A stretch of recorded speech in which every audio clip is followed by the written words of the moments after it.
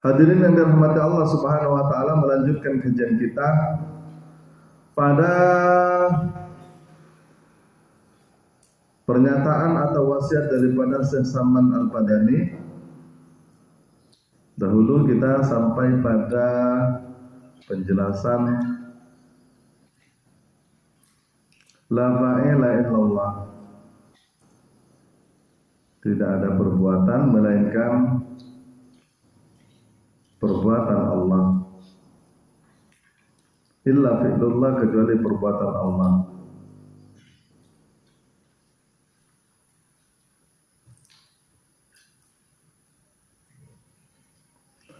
Dan tauhidus sifat, bismillahirrahmanirrahim, seperti engkau iktikadkan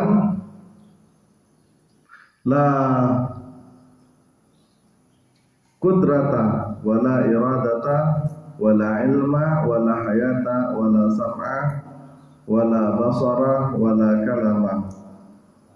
Artinya tiada mempunyai kuasa, tiada mempunyai kehendak, tiada mempunyai tahu, tiada mempunyai hidup, tiada mempunyai mendengar, dan tiada mempunyai melihat, dan tiada mempunyai berkata-kata, yakni 7 sifat ma'ah, 7 sifat ma'ani. Hanya Allah yang kuasa, dan Allah Ta'ala juga yang berkehendak, dan Allah Ta'ala juga yang tahu, dan Allah Ta'ala juga yang hidup, dan Allah Ta'ala juga yang mendengar, dan Allah Ta'ala juga yang melihat, dan Allah Ta'ala juga yang berkata-kata di dalam hakikatnya. Nah, hadirin yang dirahmati Allah Subhanahu wa taala, seperti yang sering kita bahas bahwasanya la qudrata illallah, kalau tidak ada yang berkuasa melainkan kuasa Allah, maka kuasa makhluk, kuasa hamba, dia tenggelam lenyap kembali kepada kuasa Allah. Karena memang kita itu tidak berkuasa. Kuasa kita itu adalah berada di dalam kuasa bayangan Allah Subhanahu wa taala. Demikian juga kehendak kita. Maka kehendak kita itu kita tidak akan berkehendak. Makanya Allah tegaskan, wa ma tasyauna illa ayyasha Allah illa rabbul alamin. Dan kamu sekali-kali tidak bisa berkehendak illa ayyasha Allah, kecuali apa yang dikehendaki Allah Subhanahu wa taala. Illa rabbul alamin, Tuhan kamu, yaitu Tuhan semesta, yaitu Tuhan semesta alam. Yang sebelum kita berkehendak, maka kita dikehendaki oleh Allah Subhanahu wa taala. Namun bagi orang yang tidak menyaksikan kepada Allah Subhanahu wa taala, maka dia otomatis menyaksikan dirinya, dan dia akui itu adalah kehendaknya, dan dia akui itu adalah kuasanya. Nah, hadirin yang dirahmati Allah Subhanahu wa taala, demikian juga ilmunya. Kemana ilmu kita? Makanya kita semakin belajar itu sebetulnya mencari kebodohan, bukan mencari kepandaian, kan? Karena ujung daripada kepandaian itu adalah wakaf, dia berhenti pada kebodohan. Karena ilmu itu kembali kepada yang punya ilmu. Makanya dari dulu kan orang-orang dulu kan sudah mengatakan bahwasanya hepenternya Allah, ada orang yang hepenter Allah.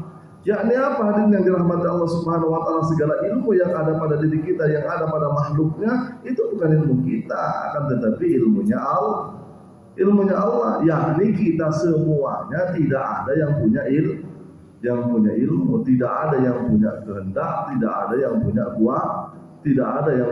kuasa, yakni kehendaknya kehendak Allah, kuasanya kuasa Allah, ilmunya Allah.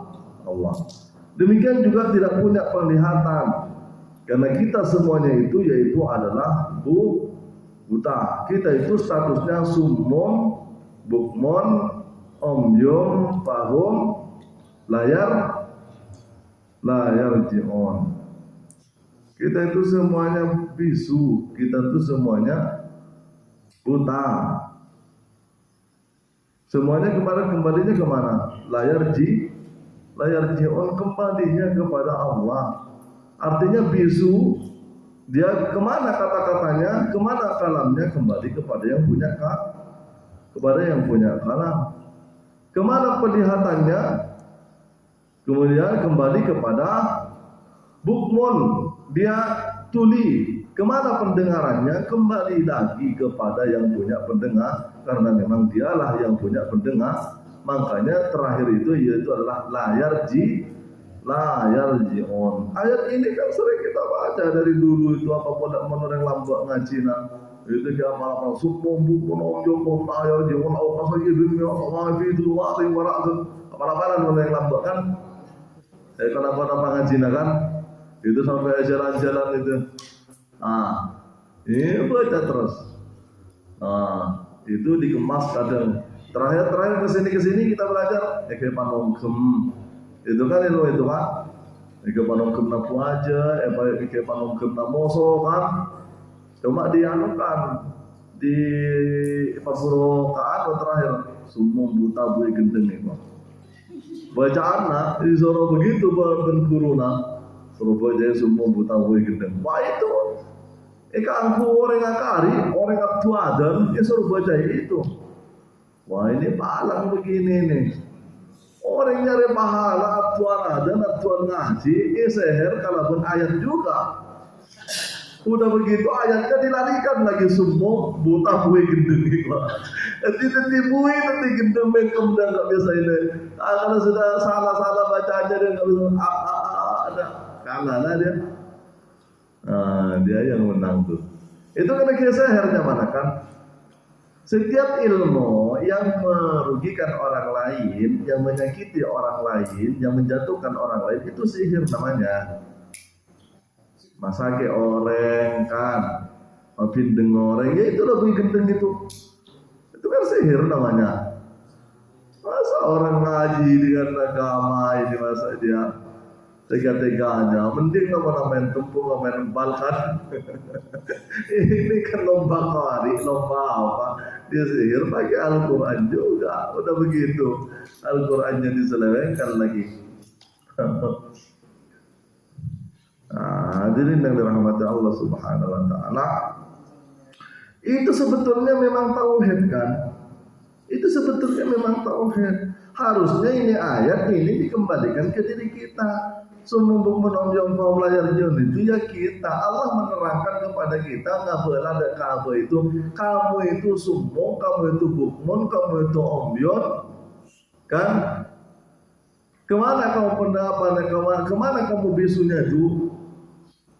Kau bisa ngomong itu omonganku, itu kalamku, kan? Engkau itu bisu, kan? Kemudian bukmun engkau itu tuli. Coba lah orang mati itu, mana ada dia bisa ngomong, mana ada dia bisa dengar. Kan itulah kita.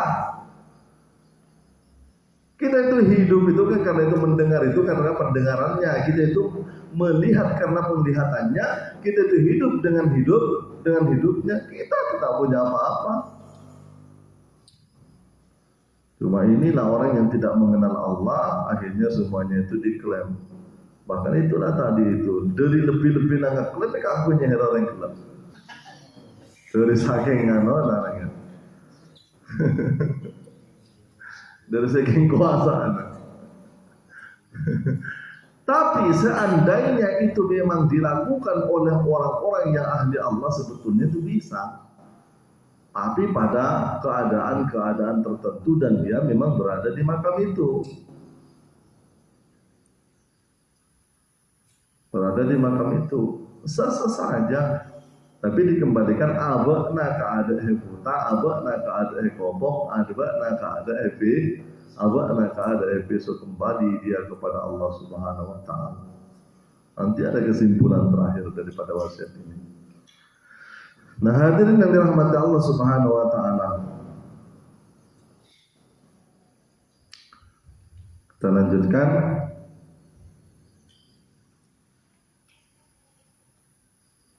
Dan Allah Ta'ala juga mana tadi, dan Allah Ta'ala juga yang ada Allah juga di dalam hakikatnya, maksudnya yang sebenar-benarnya Itu memang pada syariatnya penglihatan kita katanya, tapi kan syariat itu batal kepada hakikat kan.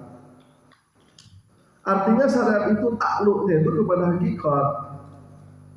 Karena hakikat itulah yang sebenarnya. Makanya jangan tertipu dengan syariat. Bukan nanti jangan tertipu dengan syariat enggak sholat. Artinya begini, syariat yang tidak ada hakikatnya itu kok kosong. Tapi sebaliknya, hakikat yang tidak ada syariatnya ya bagaikan badan tidak ada ulona kan, atau bagaikan badan tanpa ruh, atau bagaikan ruh tanpa jasad. Kalau syariat tanpa hakikat itu bagaikan badan tanpa ruh, tapi kalau hakikat tanpa syariat bagaikan ruh tanpa jasad, tak bisa nampak apa-apa. Ini hadirin yang dirahmati Allah Subhanahu wa taala. Kemudian yang ketiga yaitu adalah tauhidud dar. Ini penjelasan ini semuanya akan dijelaskan detail pada kitab Ad-Durrun Nafis. Satu kitab itu menjelaskan tentang sifat asma af'al. Jadi kita betul-betul paham di situ oleh Syekh Nafis. Kita betul-betul diantarkan betul, karena kunci tauhid itu memang itu. Dan sifat asma af'al alif lam lam ha la ilaha illa Allah. Nah, itu kesimpulannya tauhid itu. Memang.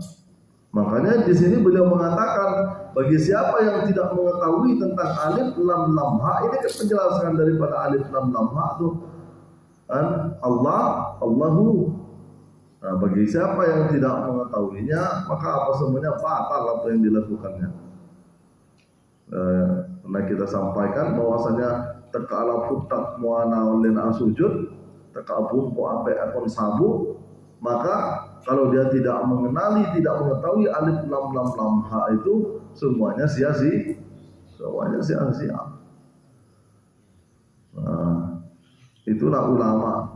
Itu benihnya itu memberikan sugesti, memberikan semangat bagi kita yang hanya bersyariat, yang hanya beramal itu hanya di syariat, itu diberikan pecot, diberikan sugesti, diberikan motivasi agar dia mengkaji, bukan mencaci, bukan merendahkan. Niat ulama itu tidak ada dia merendahkan, tapi dia untuk memberikan motivasi. Yaitulah dikatakan bahwasanya sampai putak muana, sampai bungku akon sabu oleh sujud ke Allah, tapi tak kenal ke Allah, semuanya sia-sia. Dan itu memang kepanjangan daripada Al-Quran. Fawaidul lil musallin alladzina hum fi salatihim khashi'un. Apa namanya? Celakalah orang-orang yang salat, yang mereka salat itu tidak khusyuk di dalam salat. Di dalam salatnya itu kan kepanjangan daripada Al-Quran. Cuma akan lebih diperjelas lagi oleh para ulama. Nah, hadirin yang dirahmati Allah Subhanahu wa taala,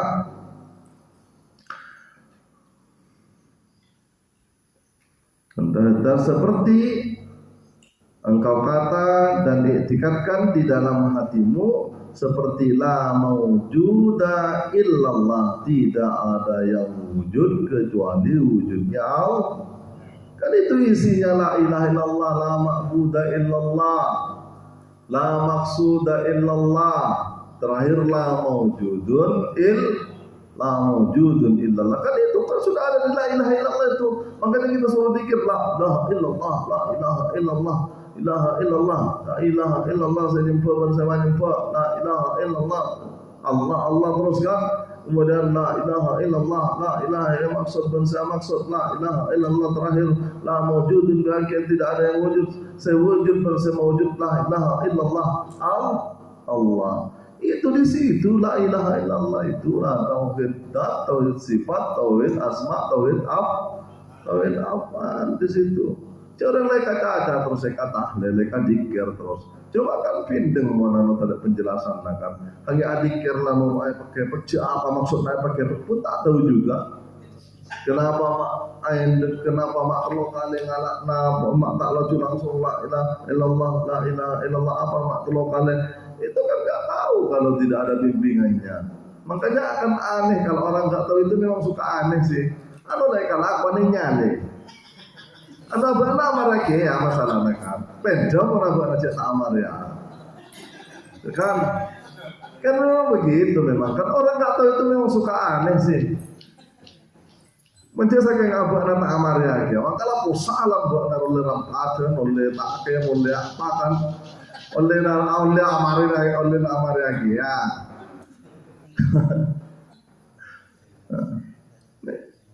Ya namanya juga orang nggak tahu sih.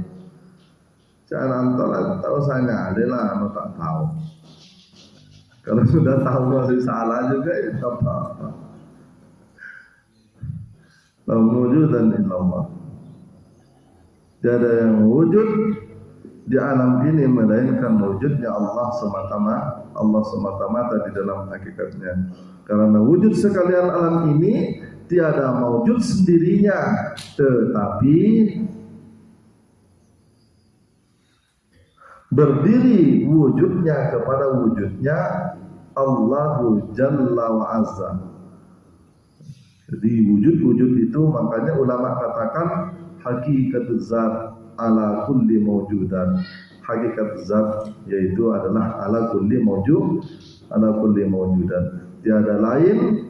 Keempat dalilnya suhudul kasra fil wahda, artinya pandang yang banyak di dalam yang satu.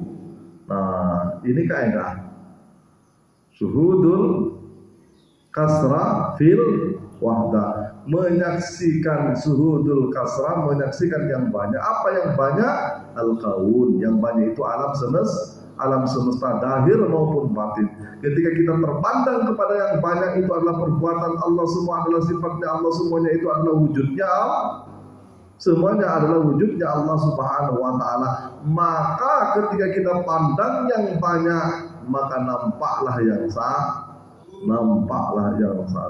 Berarti hakikat daripada yang banyak itu hakikatnya satu.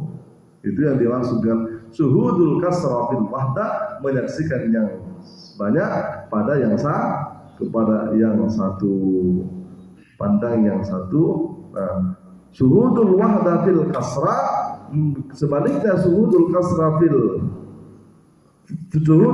fil kasra, maka sebaliknya kalau orang sudah bisa memandang suhudul kasra fil wahda, memandang yang banyak kepada yang satu, maka setelah nampak yang satu, baru dia akan kembali lagi memandang yang satu kepada yang banyak. Kalau sudah memandang yang satu kepada yang banyak, itu persis seperti apa yang dikatakan oleh Syekh Athaillah As-Sakandari di dalam Al-Hikam, bahwasanya Allah itu adalah bukti adanya makhluk. Kan? Kenapa dia pandangnya? Karena dia pandangnya yaitu adalah pandang menyaksikan yang satu kepada yang banyak. Kalau sudah menyaksikan yang satu kepada yang banyak, berarti Allah itulah bukti adanya makhluk. Nah, bukan makhluk bukti adanya Allah. Kalau dia sudah menyaksikan yang satu kepada yang banyak, dia menyaksikan Allah adalah sebagai bukti adanya makhluk, maka mau ada makhluk, mau tidak ada makhluk, mau kiamat, mau tidak kiamat, mau hidup, mau mati, dia tetap menyaksikan Allah. Tapi kalau orang masih pemahamannya masih suhudul kasra fil wahda, menyaksikan yang banyak kepada yang satu, dia akan menyatakan bahwasanya adanya alam semesta ini bukti adanya Allah. Namun ketika dia sudah mati, dia tak menyaksikan Allah lagi. Ya kan? Bila dia sudah mati, tak menyaksikan Allah lagi. Bila dia sudah kiamat, maka dia sudah tak menyaksikan Allah lagi. Coba, karena buktinya sudah hilang. Kalau sudah buktinya hilang, apalagi kita ada yang apanya? Yang melihat bukti, karena Allah bergantung kepada bukti. Ya? Nah, itu yang kita tuju. Makanya suhudul kasra, menyaksikan yang banyak terlebih dahulu, baru suhudul wahda fil Nah, kalau sudah suhudul kasrah, suhudul wahdah fil kasrah, maka dia akan sampai kepada suhudul wahdah fil wahdah. Nah, itu dia tak goyang dia. Menyaksikan yang satu kepada yang satu. Kenapa? Karena memang dialah yang menyaksikan, dia juga yang disaksi, dia juga yang disaksikan. Nah, menyaksikan yang satu kepada yang menyaksikan yang. Kalau hanya syariat itu subutul kasrah fil kasrah, menyaksikan yang banyak kepada yang banyak, hanya bingunglah kepada yang banyak tuh. Kan? Tak nampak yang satu. Dia motor di makhluk. Dia orang yang tidak kenal kepada Allah. Mendinglah kalau orang suhudul kasrah menyaksikan yang banyak kepada yang satu, itu sudah mulai dia mengenal Allah, pencipta alam semesta kan. Nah, ini kalau syariat, dia statementnya yaitu suhudul kasrah fil kasrah, menyaksikan yang banyak kepada yang yang disaksikan dari makhluk ke makhluk, dari makhluk ke makhluk. Itulah takdir hidupnya. Jadi hijrahnya, perpindahan hidupnya, perpindahan umurnya, yaitu adalah dari makhluk ke makhluk, dari makhluk ke makhluk. Montak aja, kemudian duit, kan itu aja. Jadi nggak nampak apa-apa, nggak nampak kebenaran di balik itu sama sekali. Dia tertutup dengan dunia, Ngabas duit lah ya duit, kan? Ngabas sabar, ya motor di situ aja. Cobalah, betapa banyaknya nih orang-orang yang seperti ini itu, yang hanya perpindahannya itu suhudul kasrah fil kasrah, yang hanya berpindah dari makhluk kepada makhluk, dari makhluk kepada makhluk kepada makhluk. Kenapa dia tak nampak dengan Tuhannya di sebalik, di hakikat setiap makhluk yang dia pandang. Artinya dia jelas tertutup dengan benda-benda itu. Makanya amalan ma'rifat itu, Masya Allah, itulah amalan ma'rifat, itulah amalan yang paling tinggi, itulah amalan ma'rifat, itulah amalan yang paling mulia. Karena itu mentoknya amalan itu pada amalan ma'rifat. Padahal amalan ma'rifat itu nggak pakai apa-apa kan, hanya pakai musyahadah kan, hanya pakai kesadaran. Tapi itu yang meleburkan segala sesuatu, meleburkan yang kasrah, yang menyemburkan al-kaun, meleburkan yang banyak kepada yang satu. Jangankan di situ, orang diri kita pun sudah tak ada di situ. Coba, kalau sudah diri tak ada, dosa pun tak ada, pahala pun tak ada, nggak ada siapa-siapa, yang ada Allah. Makanya Allah nggak butuh apa-apa lagi, kan? Allah nggak butuh apa-apa lagi. Nah, kalau butuh dosa kita, nggak butuh pahala kita, nggak butuh apa-apa lagi. Itulah amalan-amalan orang yang ma'rifat. Karena semuanya itu af'alnya Allah, sifatnya Allah, kemudian asma'nya Allah, wujudnya Allah. Nah,